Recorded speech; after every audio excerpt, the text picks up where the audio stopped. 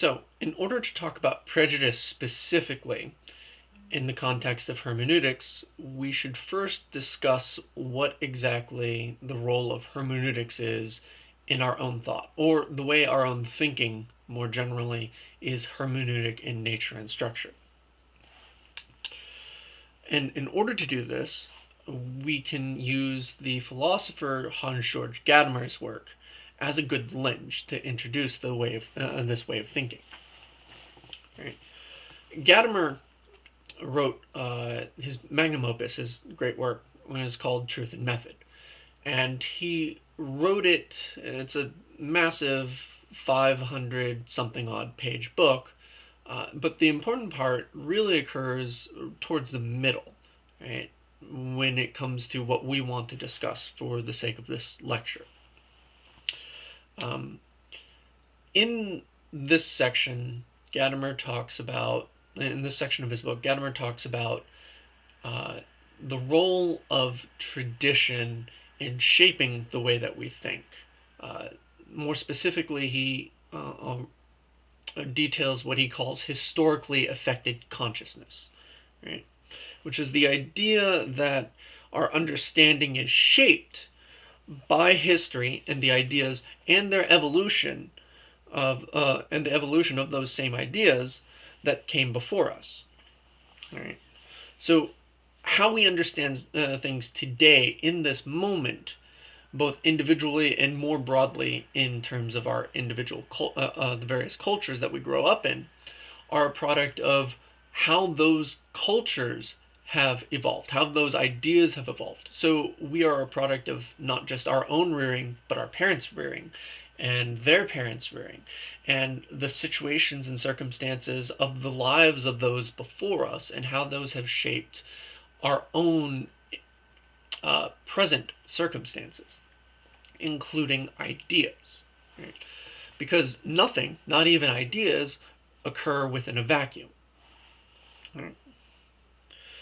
And this goes as far, Gadamer wants to say, as even the rejection, how we reject and rebel against the current standards or traditions in which we grow up. Right? So, in this respect, the very shape of progress, right, and development of ideas and even culture, and this includes our moral thinking, does not escape the tradition and history from which it emerged. Right? Um, so, as Gadamer put it, all products of a tradition stand within that tradition. Even those things that rebel against the tradition, well, the shape and manner of rebellion is a process of the tradition in which it's growing out of or seeking to disconnect from.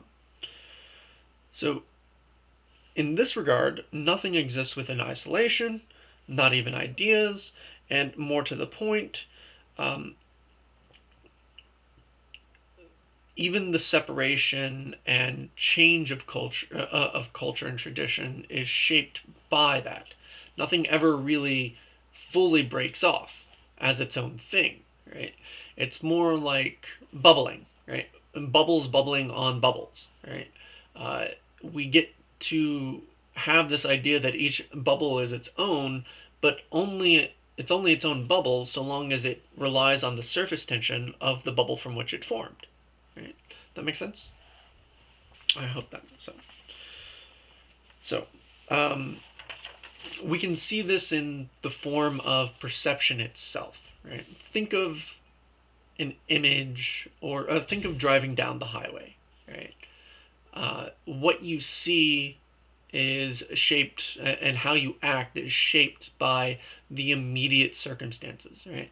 By your peripheral, right? Whether or not you're going to change lanes or change lanes is goal oriented in a certain respect, but more to the point, whether or not you change lanes is determined by the information being provided to you by your peripheral vision, right? Uh, in some regard, right? Is it safe to change lanes?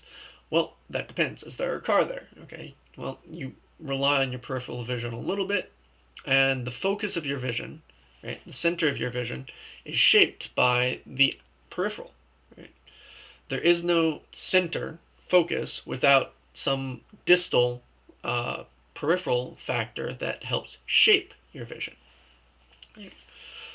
Similarly, so our understanding of our vision is a combination of the parts influencing the whole structure, right? Your peripheral vision influences what the focus of your vision is, right? If you change the focus of your vision, your peripheral changes along with it. Similarly, if you cut out part of your peripheral, then you've got a new whole, as it were.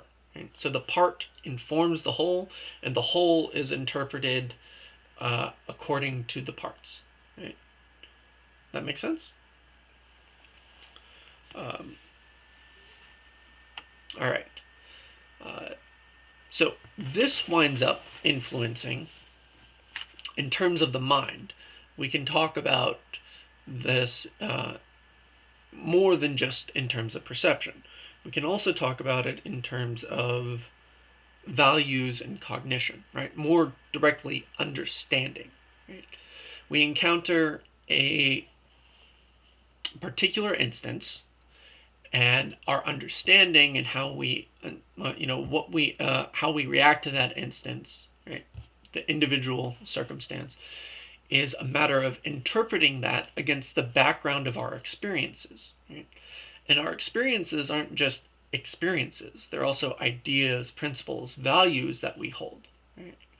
And these become the basis, the whole structure, against which we interpret the particular. Right?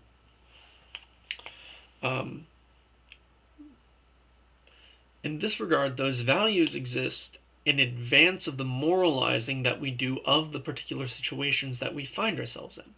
How we understand the individual situation is as much a matter of those values that we have, moral values, what we understand the situation to be based off of perception, and so on and so forth. Our historically affected consciousness. Right? That historically affected consciousness, which has its rich history leading up to and shaping it as an individual or even as a society, gets layered over, kind of like film or like glasses, right? Affects how we see, and gives a little bit of sharpness to how we see and interpret the particular situations that we find ourselves in. Okay. Thus, our understanding is always shaped by background beliefs, values, so on and so forth. Not just ours in the fact that they're individual, but in the sense that they have a whole tradition behind them that led them to being the way that they are in us.